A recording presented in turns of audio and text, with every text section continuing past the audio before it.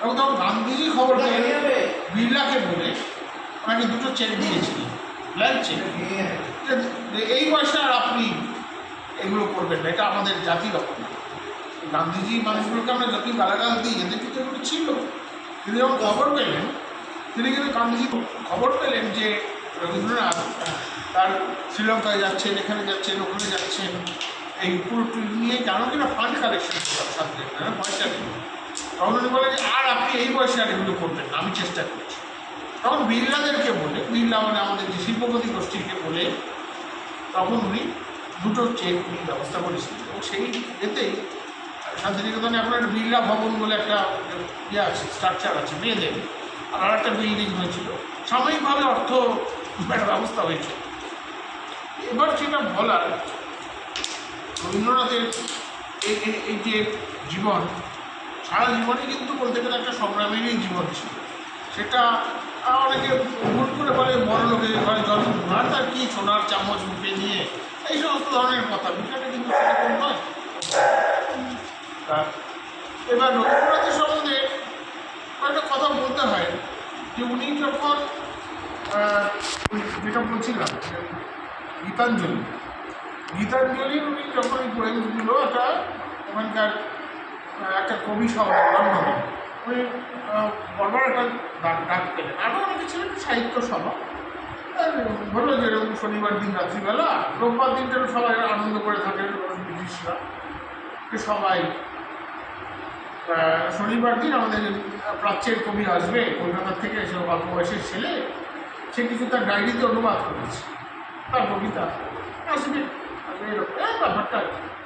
তারপরে বেশ কয়েকজন ছিলেন ইংল্যান্ডের তখনকার দিনে বেশ বড় কবি, তারপরে একজন ছিলেন ইয়েটস, বিখ্যাত কবি। রবীন্দ্রনাথ এলেন, উনি খুব ভয়ের সঙ্গে তার সঙ্গে একজন ছিল, নামটা আমি এই মুহূর্তে ভুলে গিয়েছি, একজন তার সঙ্গে বাঙালি সঙ্গী ছিলেন। রবীন্দ্রনাথ ডাক পেলেন, খুব জড়সড় অবস্থাতেই উনি গীতাঞ্জলির সমস্ত ছোটো ছোটো করে ওই অনুবাদগুলো উনি পাঠ করেন। তার মধ্যে আপনার লানটিও ছিল, তোমরা এটা বলে হওয়ার পরে কেউ আর কোনো কথা বলছেন না। উনি একটা সময় আর কী করবেন, ওটা বন্ধ করে ব্যাগে দিয়ে ওনারা উঠে চলে গেলেন, কেউ পুরো একটা কথাও বলছেন না। ঘরের মধ্যে 30-40 জন লোক, তারা সব এমিনেন্ট লোক, উনি বেরিয়ে যেতে যেতে বাড়িতে ছিলেন যে আউটের কারোগুলো ভালো লাগেনি। ভদ্রব্রের দিন সকালবেলা 9টা-10টার পর থেকে শুধু চিঠি আসতে লাগলো, অভিনন্দন বার্তা, কী লিখেছে, উনি কী লিখেছেন, কী করে লিখে ভাবা যায় না। এই রবীন্দ্রনাথের শুরু করতে গেলে রবীন্দ্রনাথকে কিন্তু আমরা স্বীকৃতি দিয়েছি কিন্তু বিদেশিরাই, যতই বলি সাম্রাজ্যবাদী, যতই আমরা এই তখন ওনাদেরই মধ্যে দু একজন বলেন যে আপনাদের ওই অনুবাদটা আমাদের নোবেল পুরস্কারের জন্য পাঠানো, আমরা ব্যবস্থা করছি। এবার নোবেল পুরস্কার যখন উনি পেলেন, তখন তো আমরা সবাই মিলে চিৎকার শুরু করে দিলাম যে এরকম তো হয় না। এরকম রবীন্দ্রনাথের তার আগে খুব একটা যে আমরা করতাম তা, এখানে সবাইকে বলা হতো ভাষাবিদ, যেটা বাংলাদেশ জাতীয় অধ্যাপক ছিলেন, বর্তমানে নেই, 70-এর দশক শেষের দিকে মারা গেছেন, বিখ্যাত পার্সোনালিটি সুনীতি কুমার, যেন লিঙ্গুইস্টিক বা ভাষাবিদ্যার যিনি জনক আমাদের দেশে। সুনীতি কুমার তার একটা তার আত্মজীবনী আছে, বলছে আমাদের ছোটোবেলায় তো রবীন্দ্রনাথ নোবেল পুরস্কার পাবেন বা পাননি এরকম একটা সময় আমি হেয়ার স্কুলে পড়তাম, আমরা যখন রবীন্দ্রনাথের সম্বন্ধে কিছু বলতাম বা রবীন্দ্রনাথের কোনো একটা লেখা, তখন বিভিন্ন পত্রপত্রিকায় অল্প বিস্তার বেরোচ্ছে, বলে তোদের রবি ঠাকুর কে এসে কীরকম লিখে দেয়, হ্যাঁ জল জল পল পল ফল ফল, এই তো ওরা বিখ্যাত আমাদের টিচার্সরাও রবি ঠাকুরের লেখা সব ব্যাগ হতো। কারণ কি, একটা ব্যাপার আছে, নতুনকে নেওয়া অত সহজ জিনিস। যে আমরা যেটা প্রথমে বলছিলাম যে আমরা না একটা অভ্যাসের দাস হয়ে যায়, যে এখন সত্যজিৎ রায়কে কেউ না বলতে পারে, কিন্তু আমরা তার পরবর্তীকালেও তো কেউ একটা ভালো সিনেমা করতে পারে, ফিল্ম করতে পারে। রবীন্দ্রনাথের পরেও তো কেউ একটা ভালো লেখা লিখতে পারে, জিনিসগুলো তার কাছে আটকে না। আমাদের অভ্যাস হয়ে যাবে যে বললাম পরীক্ষিত পথ বা বিটেন ট্র্যাক, ওই যেটাতে অভ্যস্ত, আমরা তার বাইরে যেতে চাই। ফলে যে সেই সময় রবীন্দ্রনাথ নতুন, সেই সময় পুরনো কে ছিলেন মাইকেল মধুসূদন, বঙ্কিমচন্দ্র, বিহারীলাল। এই বিহারীলাল আবার কিন্তু রবীন্দ্রনাথের টিচার ছিলেন এক সময়, বাড়িতে এসে পড়াতো, সুকবি বিহারীলাল। এবার বলা যে তার বাইরে হতে পারে, এগুলো আমাদের মধ্যে হয় না, এগুলো অসুবিধা হয়, এগুলো হয়। এবার এই একটা আমাদের মধ্যে অস্পষ্টতা থাকে। খুব কম লোকই নতুন প্রতিভাকে চিনতে পারে, খুব কম লোক। তবে একটা জিনিস দেখা যায় বিদেশে, বিশেষ করে ওয়েস্টার্ন কান্ট্রিগুলোতে, যেহেতু ওদের চর্চাটার ব্যাপারটার মধ্যে ঔদার্যের জায়গাটা অনেক বেশি থাকে, ওরা অন্যদের স্পেস দেয়, নতুন কেউ স্পেস দেয়। কিন্তু আমরা কাউকে স্পেস দিতে চাই, এবং কোনো জায়গায় দিতে চাই না, প্রথম জায়গায় হঠাৎ কিছু না, প্রথমেই তাকে বাতিল করে দিই। এবার ওই সব দেশে স্বীকৃত হলে তখন আমরা তাকে আবার স্পেস দিই। এবার রবীন্দ্রনাথের যে সার্বজনীনতা, রবীন্দ্রনাথ এমন একজন পার্সোনালিটি ছিলেন যে তিনি জীবিতকালেই কিংবদন্তি হয়ে গিয়েছিলেন, এবং আজও তিনি কিংবদন্তি। যতই আমরা এরপরে অনেক রথী মহারথী বাংলাদেশে জন্মেছেন, তার সমকক্ষ উচ্চতায় কিন্তু কেউ যেতে পারে না। তিনি একজন এমন পার্সোনালিটি ছিলেন। আজও রবীন্দ্রনাথ বিহীন বাংলা বলতে বাংলাদেশ বা ইয়ে বলছি, ভাবাই যায় না। আমাদের পশ্চিমবঙ্গ আছে বা বাংলাদেশ আছে, বাংলা ভাষা আছে, বাংলা ল্যাঙ্গুয়েজ আছে, রবীন্দ্রনাথ নেই, রবীন্দ্রনাথ বলে কেউ নেই। এক মুহূর্তে ভাবার চেষ্টা করি, ওনার কিচ্ছু নেই। আর বাংলা ভাষাটাকে দাঁড় করিয়ে গিয়েছিলেন ঈশ্বরচন্দ্র বিদ্যাসাগর, তার অসাধারণ কন্ট্রিবিউশন। তারপরে রবীন্দ্রনাথ এর মতো ব্যক্তিত্ব আর কেউ আসেনি, বলা যেতে পারে আর কেউ আসেনি। আমি কাউকে ছোট প্রমাণ করছি, কারণ তিনি আর তার যে বিশ্বময়তা, সেটা কিন্তু চলে এসেছে, এটা অস্বীকার করে লাভ নেই। এটা অনেক চর্চা হয়েছে, অনেক লেখালেখি হয়েছে, যেটা কতটা সত্যি যে সেটা গত রোববারও বুঝলাম। আনন্দবাজার পত্রিকার একজন প্রথম পাতায় রবিবার শুরু বলে যে পেজটা আছে, তাতে একজন কবি বর্তমানে সুবোধ সরকার, আমি পছন্দ করি বা না করি সেটা অন্য প্রশ্ন, তিনি একটা লেখা লিখেছেন, কেউ পড়েছেন কিনা জানি না, পড়েছেন? এবার উনি বলছেন যে উনি এই বাংলা একাডেমির, তো উনি বোধহয় চেয়ারম্যান বা ইয়েতে উনি বেড়াতে গিয়েছেন বেশ কটা দেশের কবিদের একটা সম্মেলন, তাতে এথেন্সের কাছে বা গ্রিস শহরের কাছাকাছি একটা ছোটো দ্বীপ, মনোরম দ্বীপ, আমাদের এখানে যেমন দীঘা বা কী যেন ওই আরেকটা জায়গা বলে, বড়লোকরা সব মস্তাতে যায়, জায়গাটা কী বলে যেন আছে আর কি, গোয়াটোয়ার মতো ওরকম একটা দ্বীপ, খুব লাক্সারিয়াস। সেইখানে কবিদের একটা সম্মেলন হচ্ছে, টাকা পয়সার অভাব নেই। ওই দ্বীপটার যে মেয়র, তিনি এসেছেন সন্ধ্যেবেলায়, তাদেরকে সবাইকে একটা স্বাগত ভাষণ দিতে। তা দেখে মনে হলো তিনি রাজনীতির লোক, তিনি এসব কিছু জানেনও না। তো তার একটাই, আমাদের এখানকার এইখানে যে পলিটিক্সের অবস্থা হয়েছে এরকম তো নয়, ওরা একটা জিনিস হচ্ছে প্রত্যেক রাজনীতি করা মানে প্রত্যেকে কিন্তু বাড়িতে কিছু করে, মানে এটা ইনফরমেশন হয়নি কারণ। আর ওর মধ্যে আমি ঢুকতে চাই না। সেটা হলো যে ওই দ্বীপটাকে সুন্দরভাবে সাজিয়ে গুছিয়ে সুন্দর করে রেখেছেন, আরও যাতে কীভাবে ভালো করা যায়, আর এই শিল্প সংস্কৃতিতে কীভাবে অগ্রগামিতা দেখানো যায়, এগুলো দেখছে। এবার দু একজন দুষ্টমি করে কবিদের মধ্যে বললেন যে আপনাকে যে কোনো একটা কবিতা বলে যেতে হবে, আপনি এখানে কবিদের সম্মেলনে কিন্তু এসেছেন মেয়র মশাই। উনি বলেন যে আমি তো সাহিত্যটাই তো অত ভালো জানি না। তা বললেন যে হ্যাঁ, আপনার যখন বলেছেন আমি একটা, যেটা আমি পছন্দ করি সারা জীবন, সেই ধরনের একটা বলে যাব। তবে সংক্ষিপ্ত ভাষণের শেষে সবাইকে চাপান জলপান দিলেন। শেষে উনি বলেন যে হ্যাঁ কবিতাটা বলবেন না? হ্যাঁ কবিতাটা বলবেন। সেটা হচ্ছে যে where the mind is without fear বলে রবীন্দ্রনাথের গীতাঞ্জলিরই একটি কবিতা।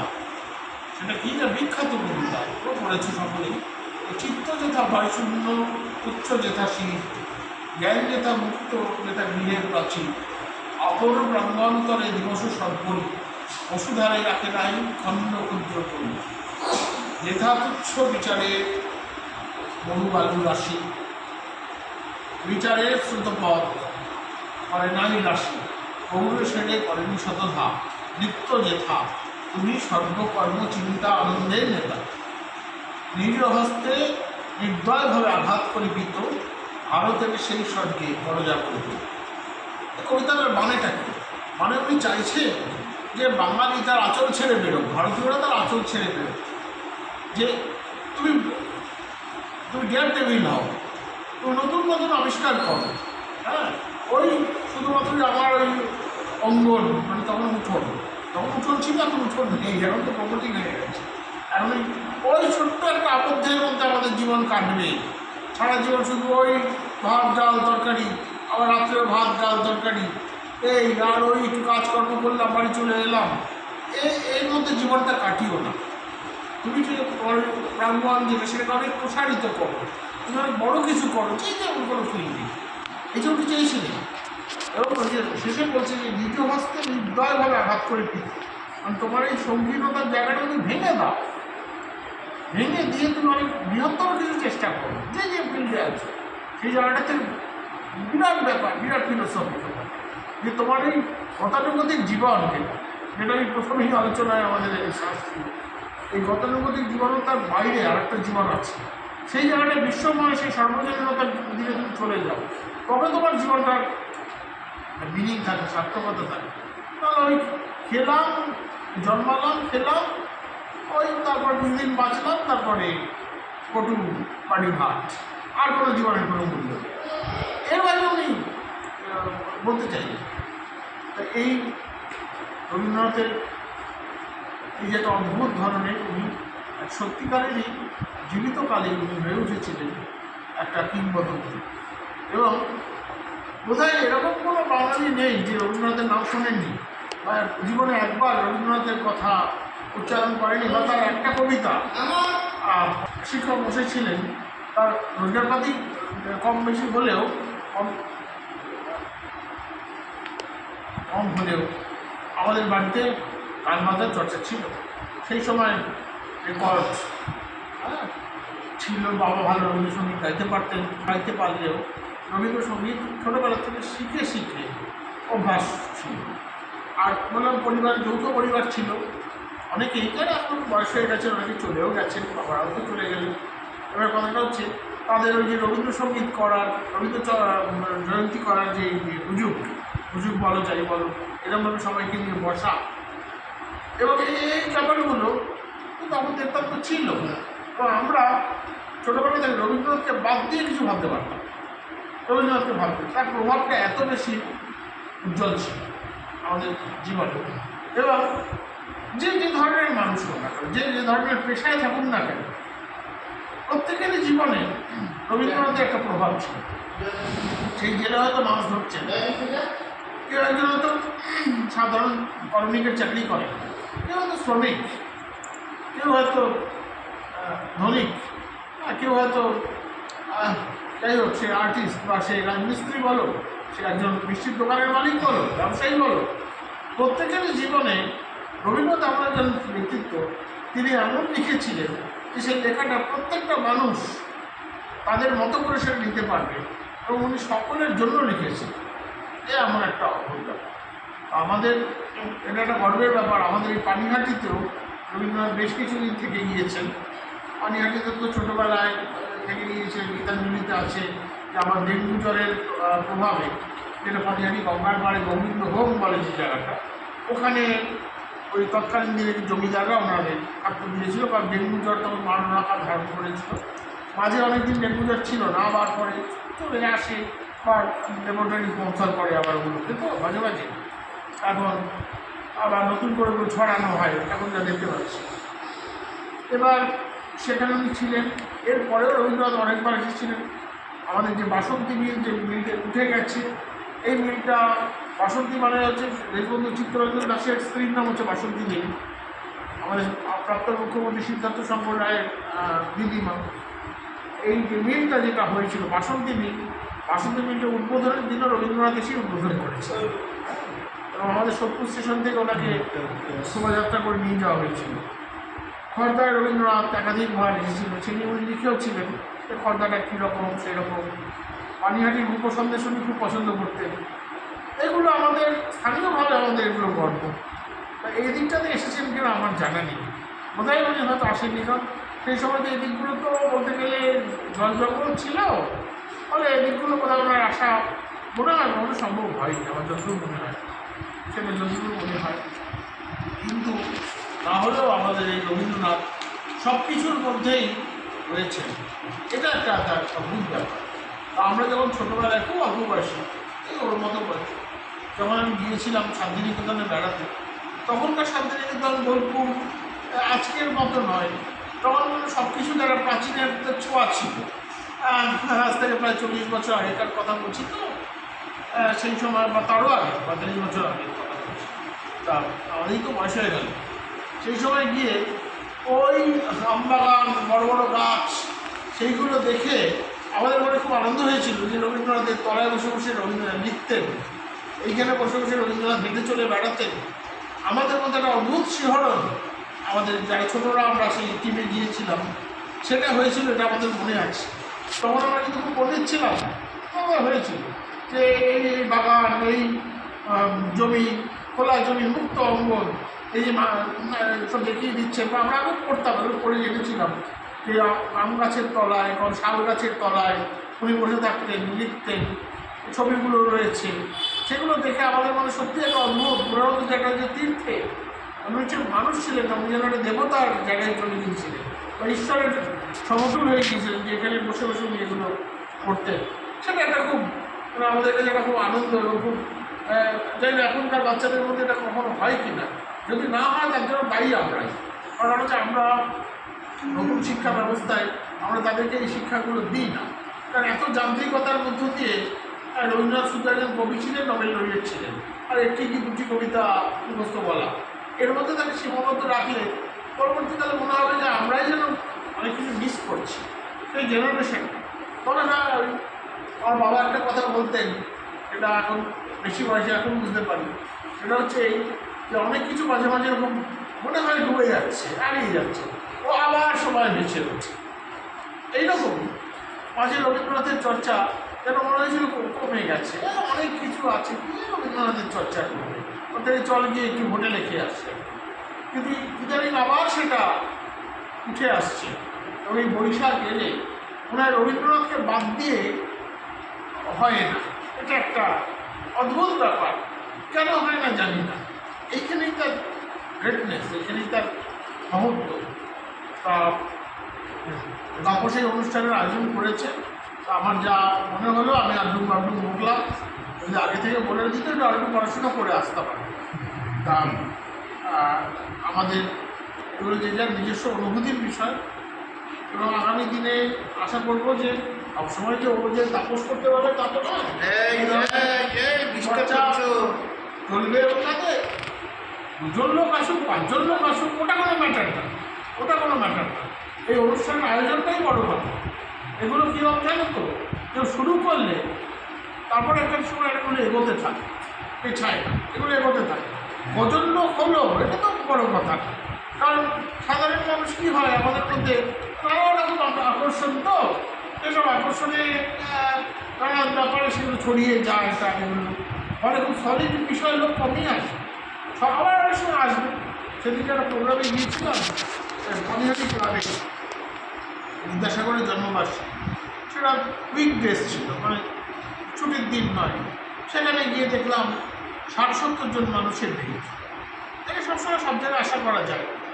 বিদ্যাসাগরের যেমন একজন উত্তর পুরুষ, পরবর্তী পুরুষ অমিতাভ বন্দ্যোপাধ্যায়, উনি এসেছিলেন প্রফেসর, যাকে ইউটিউবে দেখা যায়, উনি এখন এগুলো নিয়ে যথেষ্ট গবেষণা করছেন। অনেক কিছু জানতে পারলাম ওনার কাছে।